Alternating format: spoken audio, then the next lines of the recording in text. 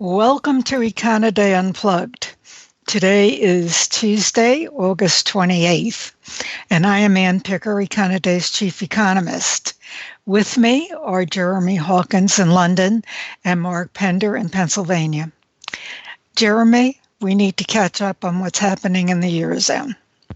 Okie dokie, yes, we do. Well, I suppose it's got to be said that it's the summer period at the moment, so economic news is relatively thin on the ground, and most of the update really concerns the soft surveys, so business and consumer surveys rather than actual hard data.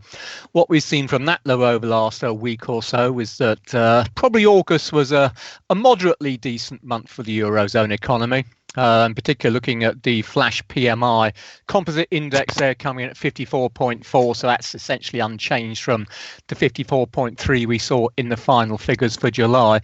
So economic growth, I guess, is sort of flatlining at the moment. Manufacturing and services expanding at roughly the same rates.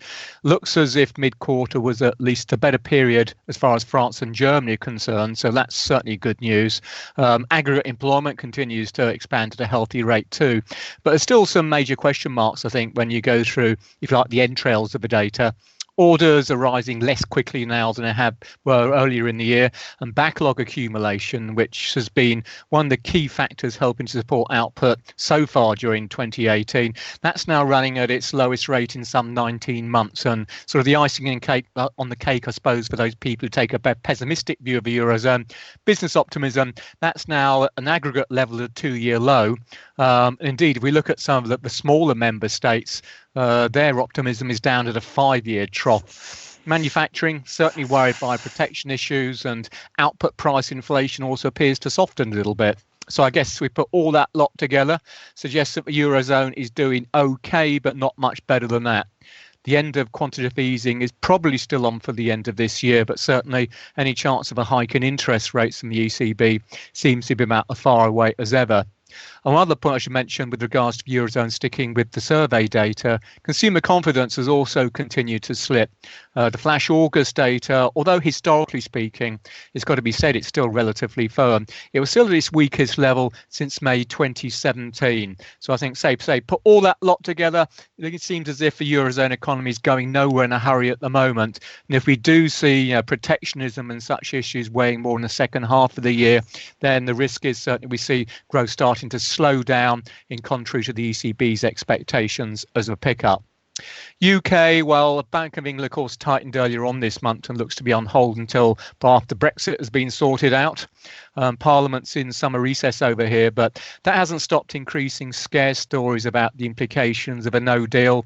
We've had warnings of food shortages, and supposedly now even the threat of rows of portaloos lining the roads to the major ports due to potential disruptions to custom arrangements. So that'll be something to enhance the British countryside.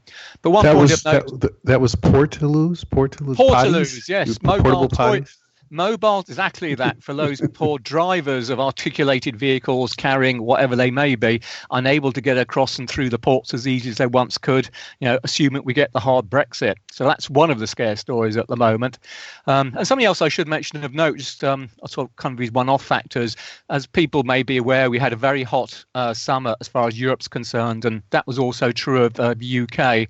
And some of the surveys now suggesting that we could see a fairly significant hike due to the weather effects in meat, vegetable and dairy prices, potentially at least 5% over coming months. And that could make some upside pressure on UK inflation. That's about it for me. Jeremy? Yeah. A question. There seems to be a fuss in the news today about whether the Bank of England will try to get Carney to stay yet another year. Yes, I mean, give him credit. I think there are different views about just how good Carney has been since he took office. But I think there was a general appreciation of the fact that, notwithstanding he's quite clearly very much anti-Brexit, I think he's been seen as handling the way policy has been implemented since the referendum back in 2016 quite well. And the hope is that, although he's already announced he intends to leave next year, that he may may be persuaded to be able to stay on, particularly if we end up without a Brexit deal or some kind of hard deal.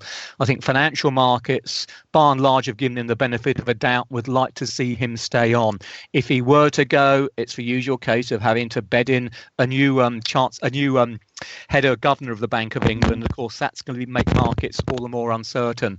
Whether he will or not, I think, is anybody's guess. But if he sticks to what he was saying this time last year, then he really wants to leave the bank come next year.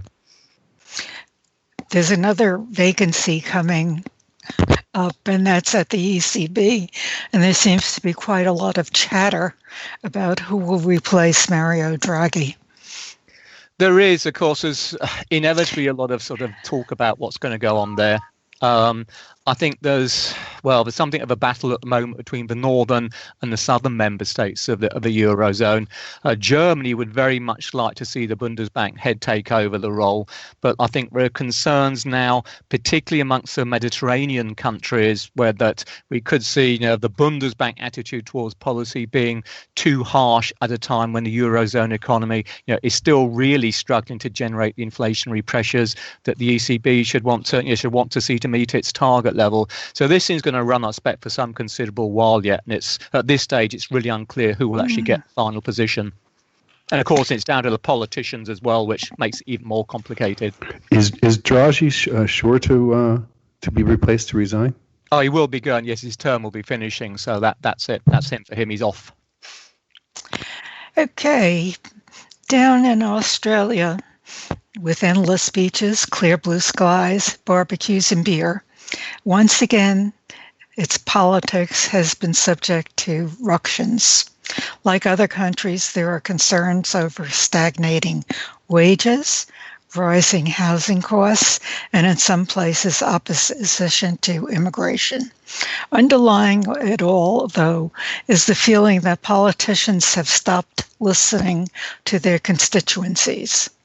In the capital of Canberra, lawmakers from the ruling Liberal Party responded to public discontent by ejecting centrist Malcolm Turnbull as Prime Minister last week and replacing him with Treasurer Scott Morrison. While Morrison defeated a far right-wing populist, he is still more of a conservative figure than Turnbull. No prime minister, interestingly, has served a full term in 10 years. That has curbed their willingness to enact any kind of bold and potentially painful policies to modernize Australia's commodity-dependent economy. Lawmakers say they are acting for the public on leaders they dislike, and Morrison has promised stability. Voters will get their say, however, at an election expected by May 2019.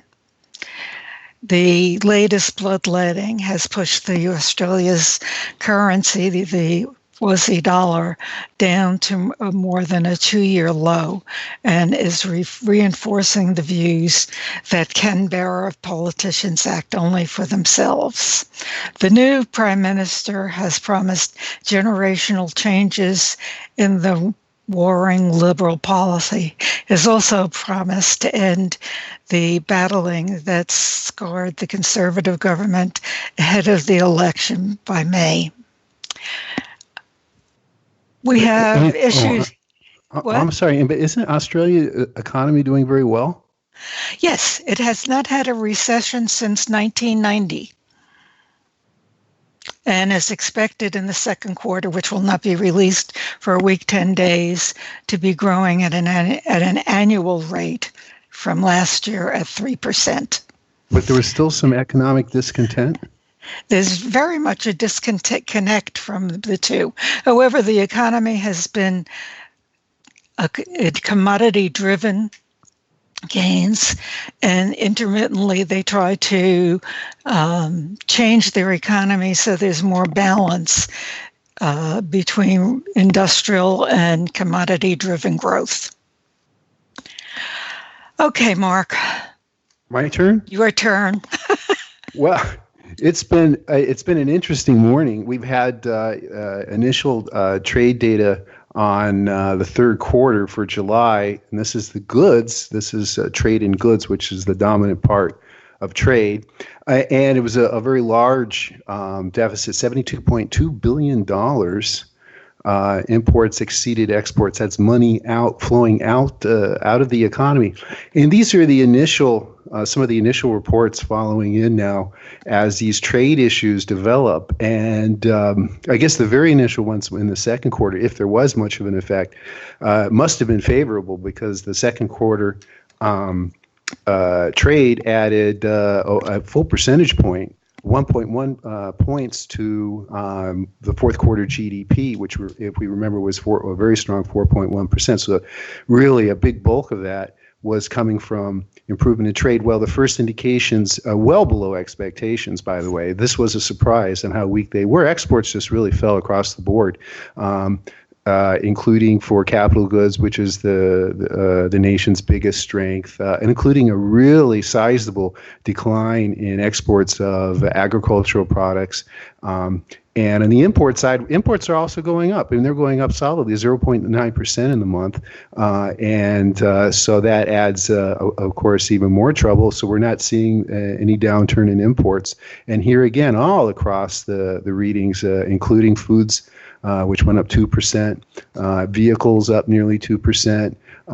So the very first signs, this is kind of a blow to third quarter GDP estimates, early estimates. However, the data also included inventories, wholesale and retail inventories, and they ended the second quarter very, very unwelcome, too lean, not enough goods. So we're seeing a very sharp build beginning in the third quarter. Now, this will be a positive, an offsetting positive, actually, to trade, at least in these initial numbers for July. And this is a very wanted build, a very needed build. The economy is unlike what Jeremy was describing in Europe. The economy here is in very good shape, and these inventories need to be restocked, which is positive for production and employment. And we had another, it looks like another big month for employment here. The consumer confidence report was also released this morning. Unusual strength. We're back at an 18-year high, going back to the dot-com craze in October 2000. That was the last time we've seen this report show such strength. And it included unusual strength in the assessment of the current job situation, with a very, very, very small percentage of the sample, only 12.7%. And that's down 2.1 points in the month. That's very sharp and very low. And that points to a very strong August employment report that is certain to raise expectations, but both for non-farm payroll growth and perhaps to bring down what people will be seeing for the unemployment rate.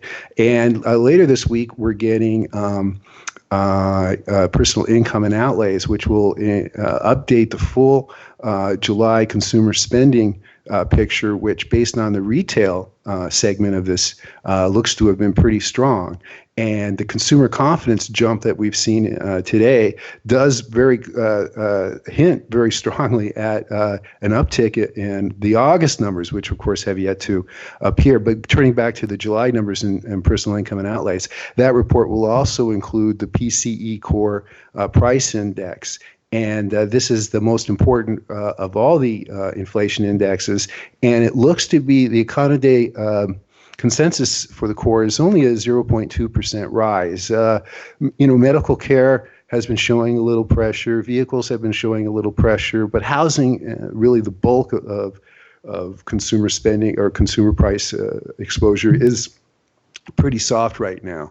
But the year-on-year rate, which tipped over 2% earlier in the year, had since moved back to 1.9, is expected to come back to 2%, which is right where the Fed wants it, which gets me to my final point, which is going to be Jerome Powell and his talk on Friday. What he did, every chairman or chair has a favorite indicator. And Powell's early favorite indicator is definitely consumer expectations. He downplayed actual variation, volatility, if there is, if it becomes to that, for prices, actual price changes, inflation changes, saying more importantly that as long as expectations for prices, whether they're business expectations or consumer expectations for inflation, as long as they remain stable, he interprets that implies that businesses and consumers expect the Federal Reserve in their countercyclical policies to balance the actual inflation and will be patient in letting the Fed achieve its 2% goal, which is about where we're at right now. And if there is any little overshoot or on their symmetrical, any bias in their symmetrical target right now, I guess it's a little bit of the overshoot, but we're probably not going to see that. But in any case, that gets us then to the Friday's consumer sentiment report. Now, consumer sentiment hasn't been nearly as strong as consumer confidence, which we saw in today's report. Consumer sentiment, the mid-month August report actually flattened. So taking these two samples together probably is what we should do, at least right now. But this report on Friday will also have a consumer inflations, the most closely watched of all the consumer inflation expectations. And that has been incrementally on the rise, as well as business expectations, just very, very slight, almost like going up as the core rate itself. Inflation right now is very well behaved. It's doing what the Fed wants it to do.